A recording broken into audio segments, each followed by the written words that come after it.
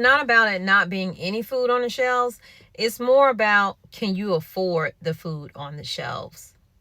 I know I said Walmart was going to go up on their prices because of the fuel and all of that stuff. Honey, they already done did that. I don't know what they're talking about. These turkey legs used to be $4, no more than $6. This one is $11.16. $11.07. $12.30. That's insane. $11.12. And then over here, you know, your ham hocks and stuff that you put in the season, like your collards and all that stuff. These used to be like $2 or $3. You know, my mom used to get these every Sunday. She's cooking either cabbage or she's cooking collard greens. These are $6.20, $6.40, $7.21.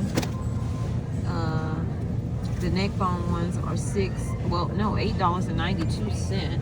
Then over here, the smoked turkey necks are $11 and $12. Oh, here's one right here, $10. This is absolutely insane how these prices are in the store. Who can afford? Like, the cheap food is not even cheap anymore. They got a lot of chicken that's missing in here. I give us a year, nobody's gonna be able to afford anything. Economists are expecting 10% inflation by the end of September. I am predicting we are going to see something like the Great Depression. So my second ever big girl job was at a grocery store. And I will tell you myself that the issue is not that society cannot feed people. We have more than enough food. It's that feeding people is not as profitable as selling food. In addition to believe that food is a privilege and not a right, but it should be our right to survive. And remember, they're not only throwing away rotten food. I've seen it myself. Grocery stores throw away overstock too. Entire shipments that can't fit in the freezer or won't sell fast enough. They throw out stuff with damaged packaging where the food is completely fine inside. Produce that looks ugly, like deformed fruit or vegetables. Perfectly edible food. Of the U.S. economy and your dollar tonight, inflation jumped to 3.8% in April, the highest level in 3 years, and some prices are rising more than others. Fruit and vegetable prices, for example, have climbed more than 6% in the past year. Tonight in our series Affordability in America, the big buyers, wholesalers, and restaurant owners talk to our Jason Allen about how they're trying to absorb the cost, not pass them on, but they can't do it forever.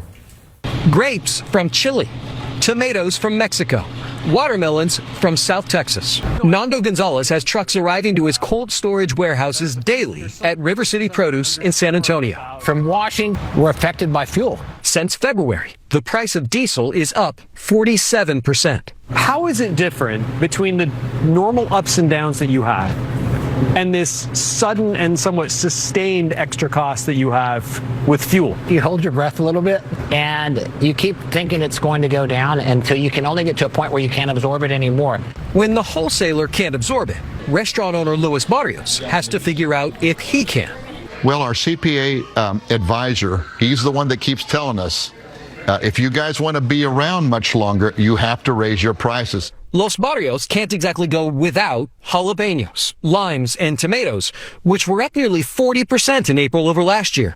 So the nearly 50-year-old institution recently had to raise prices.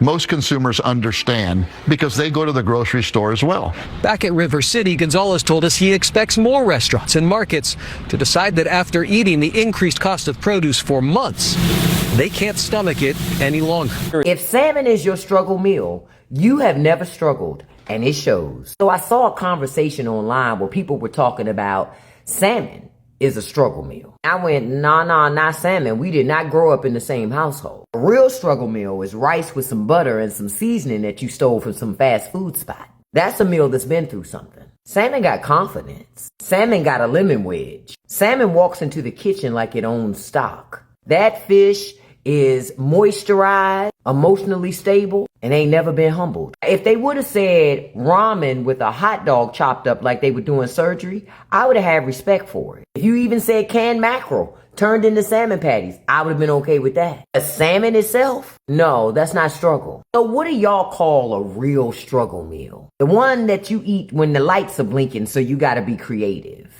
And drop it in the comments.